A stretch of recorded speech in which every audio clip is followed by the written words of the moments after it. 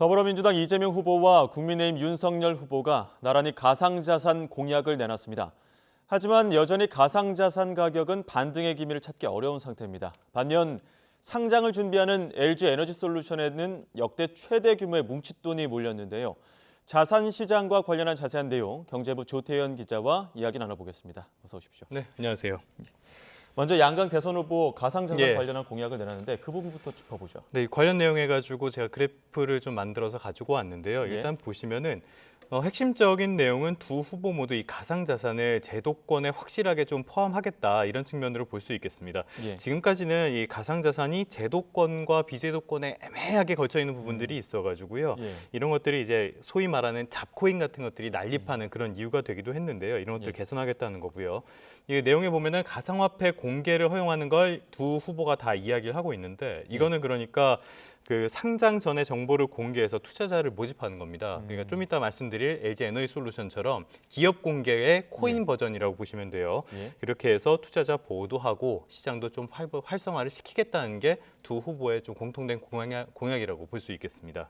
예, 뭐 가상자산 관련해서는 양강 후보 공약을 내놨지만 지금 현재 가상자산 가격은 좀 부진한 모습 아닙니까? 예, 맞습니다. 그 지난해 후반쯤에 굉장히 좀 가상자산이 크게 가격이 올랐던 적이 있는데요. 예. 그 이후로는 좀 완만하게 계속 하락세를 보이고 있습니다. 지금 그래프가 나오고 있는데요. 이게 대장주라고 할 수 있는 비트코인의 가격 추이를 준비를 해봤습니다. 예. 작년 초에만 해도 7천만 원이 넘었었는데요. 계속적으로 하락하고 있고 오늘 보니까 한 5천만 원 조금 넘는 수준 정도에서 지금 거래가 이루어지고 있더라고요. 예. 지금 조금 반등하긴 했지만 여전히 좀 고점에 비해서는 낮은 수준이라고 볼 수 있겠고요. 예. 그 2위 시가총액 2위인 이더리움 역시 계속 좀 하락해가지고 지금 한 370만 원 수준에서 거래가 이루어지고 있는 상황입니다. 예, 비트코인 기준으로 보면 12월에 정점 찍고 40%가량 지금 꾸준히 하락한 네. 상태인데 일각에서는 좀 뭐 장기 호황으로 갈 수도 있다 이런 얘기도 하지만 네. 계속해서 하락하고 있지 않습니까? 이런 하락의 배경은 어디에 있습니까? 이 비트코인이 한때 8천만 원이 넘은 적도 있어요. 예. 그런데 지금 많이 떨어졌잖아요.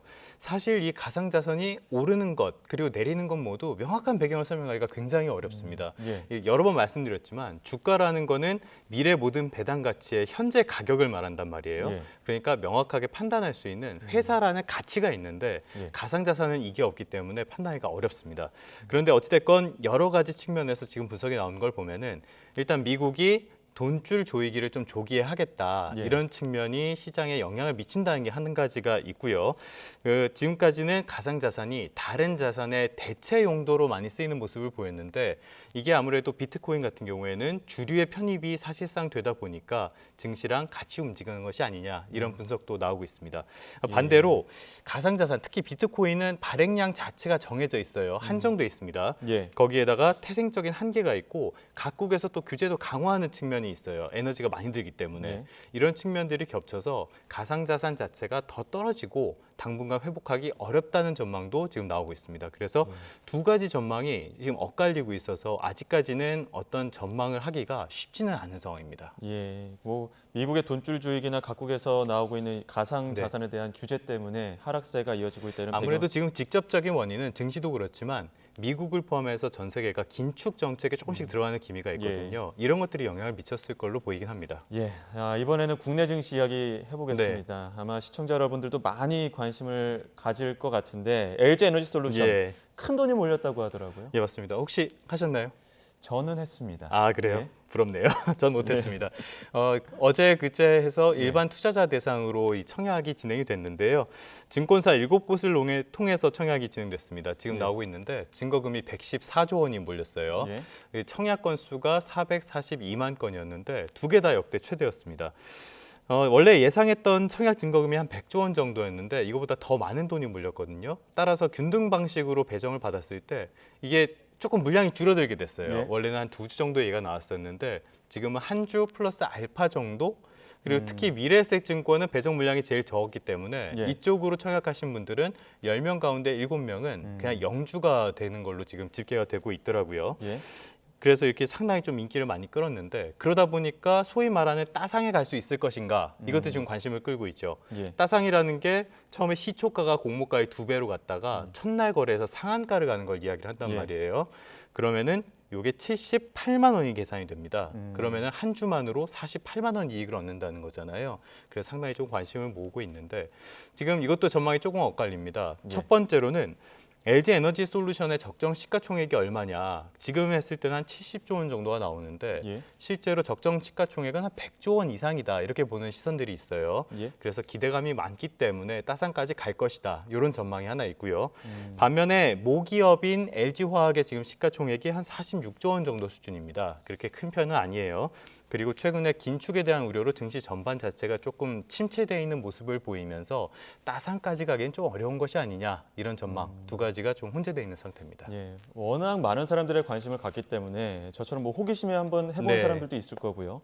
이러다 보니까 돈이 몰리면서 오히려 이 증시에 부담이 되는 거 아니냐 이런 관측들도 있던데요. 그렇습니다. 이게 저도 최근에 한번 이게 기관 투자자 모집에서 수요 예측에서 1경 원이 넘는 돈이 모였다고 말씀을 드렸는데요.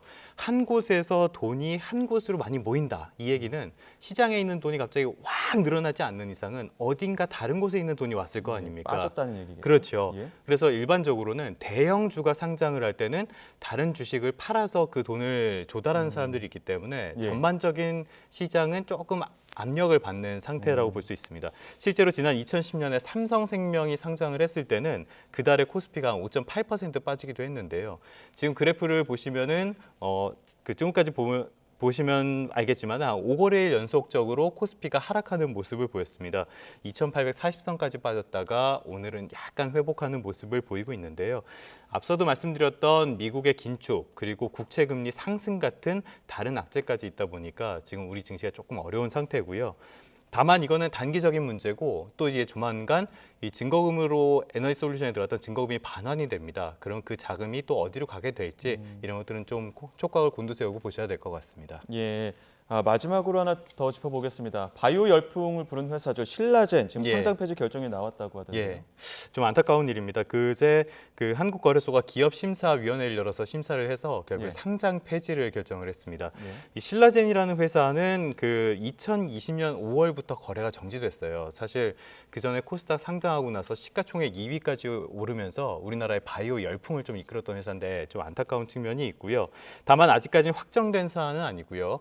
영업일 기준으로 20일 이내에 코스닥 시장위원회가 있습니다. 여기서 다시 한번 결정을 하는데 여기서 상장 폐지가 확정이 될 수도 있고 개선 기간을 더 부여하게 될 수도 있어요. 이유를 일단 취재를 해봤는데 신라젠이 여러 가지 우여곡절을 겪으면서 지금 신약 제품군이 많이 줄었다는 게 첫 번째 이유고요.